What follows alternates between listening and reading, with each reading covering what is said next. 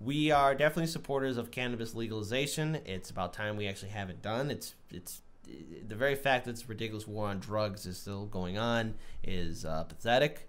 And we got some good news, especially in Baltimore, where they're going to stop prosecuting cannabis possession. So, Daniel, I don't think we talked about it too much before we started the show, but I think it's very important that we at least let our viewers and subscribers know what's happening, because we've talked about potential cannabis legalization here in the state of Illinois, but let's hear what's happening in Baltimore. So this is a big deal. There's really two variations of how cannabis is legalization or movement towards legalization is happening. One is legislative. So like in Illinois, we have Pritzker who just came in, it's going to be legal in Illinois pretty soon. I'll just leave it at that.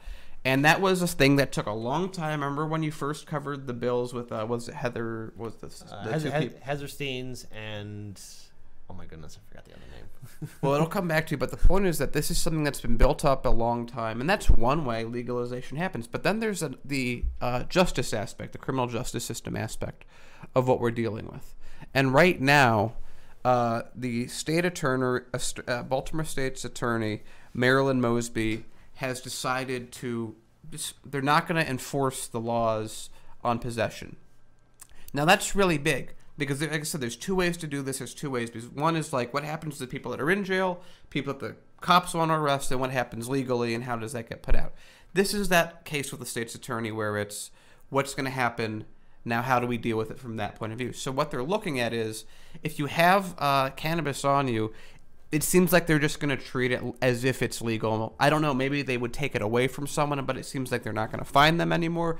And more importantly, they're not going to arrest them anymore. And on top of that, the people who are in jail right now in Baltimore, which, we've covered previously, has a lot of that discrimination of policing that you see in every major city. Let's be real. Mm-hmm. So there was, I believe it's 5,000 individuals that might have their sentences just commuted entirely. Because it's like they were in there for possession. They're like, why do we... This is the thing that it always comes down to. Because I'm always about, well, it's a specific instance, a specific thing. What is the system? What is the procedure? How is this a universal thing? How does this expand beyond just this one instance? And in this case, it goes for something I've said for a long time. Prohibition never works. Prohibition, if you make it into a formula, is a increase of price, decrease of quality, increase of crime, increase of authoritarian policing. That's just how it is. Now, what's really big about this is this doesn't obviously allow people to set up cannabis shops so people can go buy and sell. You can't do that, and they're still going to be arresting people that are distributing, that are dealing. But the end user is pretty much now, it's almost as if it's legal. And maybe another way to say it, to be very honest in a very stereotypical but somewhat accurate way, is it's like everyone's white with cannabis now. Yeah. It's like, for if you're white, generally speaking, it's been legal for a while now. And now it's just catching up to everything else. I think this is good. I'm really proud of her for making this change. This is going to... What's the name of the prosecutor? Marilyn Mosby. All right. So this is a good news, at least to talk about. But, I mean, again, let's look at how the war on drugs really devastated a lot of people across this country. Like, the reason why the United States has the largest incarcerated population in the developed world is because of the war on drugs and how it's impacted a lot of communities all across the United States.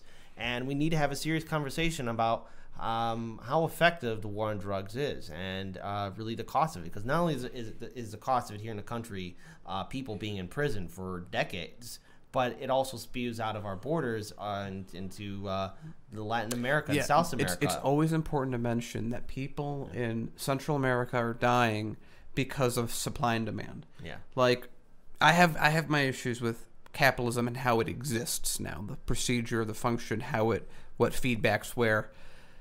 But in this case, America has been asking for a drug that they can't get easily until recently outside of cartels. And so what happens, whatever happens with Prohibition, what happened with Prohibition, mafia came, organized crime came, everything became corrupt, everything a lot of Chicago's legacy is of that corruption from the Prohibition era. Yeah.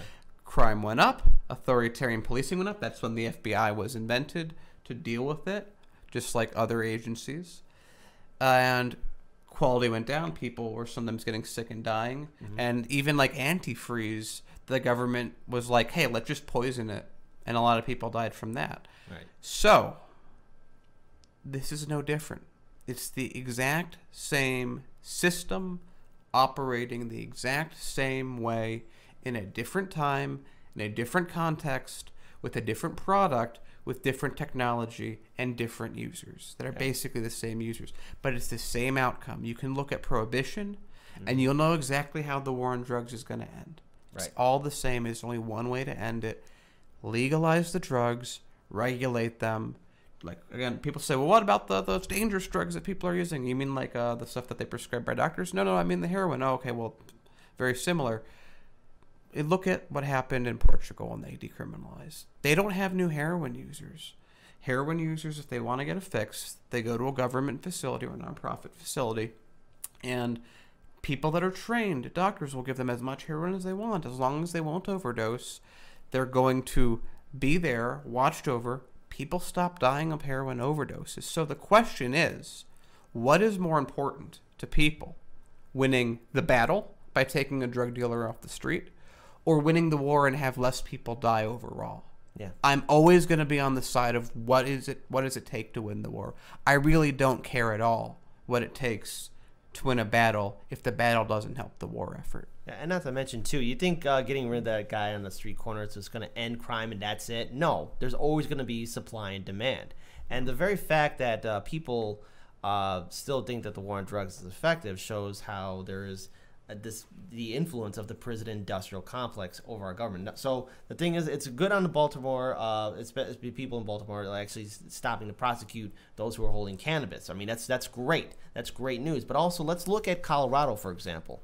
That state has legalized cannabis now. It's going on almost past a decade, and they've had nothing but budgetary surplus and a decrease in crime. And increase in tourism. Yeah. And so I only can imagine how, like, if we were able to legalize cannabis here in the state of Illinois, how it can help out our economy, because we're still recovering from that 2-year budgetary crisis between former Governor Republican Bruce Rauner and Speaker of the House Democrat Michael Madigan. So, again, we really need to have this conversation. We need to end the war on drugs, and we really need to start ending the influence of the prison-industrial complex, because if we put more people in jail, it's not going to solve the problem. There's still always going to be a demand. Who's buying the drugs? Mr. and Mrs. America. That's it. That's who it is. Not some evil entity, not some stupid comic book villain. I mean, this is a reality that we have to accept. And this war on drugs, like I said before, I know we're going to end this segment, but it's escalating now outside the United States, and it's becoming a problem. We need to have a serious conversation, and that means holding all our elected officials accountable and asking, hey, how effective is the war on drugs? How effective is this prohibition that we are implementing? And what's the net result? And right now, I think people are wising up to the fact that, yeah, everyone's has used drugs in some form. People have smoked cannabis. To quote Willie Wilson from the mayoral debate, everyone's about cannabis. Everyone's smoking it anyways. So there you go. I mean, that's it.